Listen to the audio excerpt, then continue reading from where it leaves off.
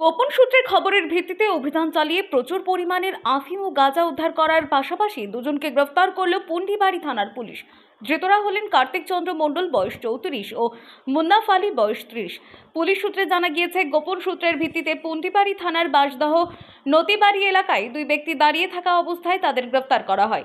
তাদের কাছ থেকে 51 কেজি আফিম ও 22 কেজি গাঁজা সহ 60,000 টাকা নগদ উদ্ধার করা হয়। গ্রেফতার ব্যক্তিদের আজ আদালতে পেশ করা হবে।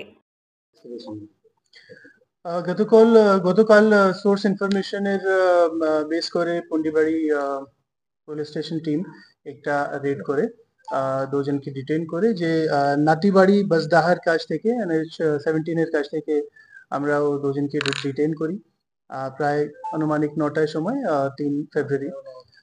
ডিটেইন করে দেখা যায় যে ওদের কাছ থেকে আমরা আনুমানিক 51 কেজি আমরা ড্রাই পপি ফ্রুট পাল্প আমরা রিকভার করতে পেরেছি, আর প্রায় 22 কেজি গাঁজা আমরা পেয়েছি। তাছাড়া 60,000 টাকা ক্যাশও আমরা পেয়েছি। তারপরে ডিএসপি ক্রাইম সাহেব ওখানে ছিলেন, ওসি পুন্ডিবাড়ি আর এক্সিকিউটিভ ম্যাজিস্ট্রেটের প্রেজেন্সে আমরা ওদেরকে সার্চ অ্যান্ড সিজার করি। আর আইন অনুযায়ী যে এনডিপিএস একটা এফআইআর করেছি।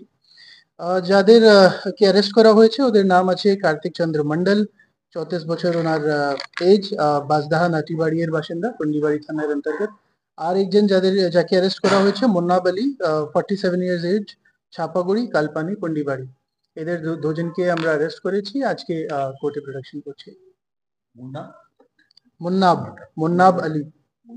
মুন্নাব আলী।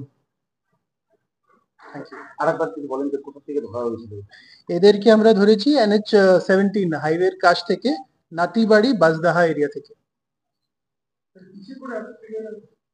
কি বলছেন?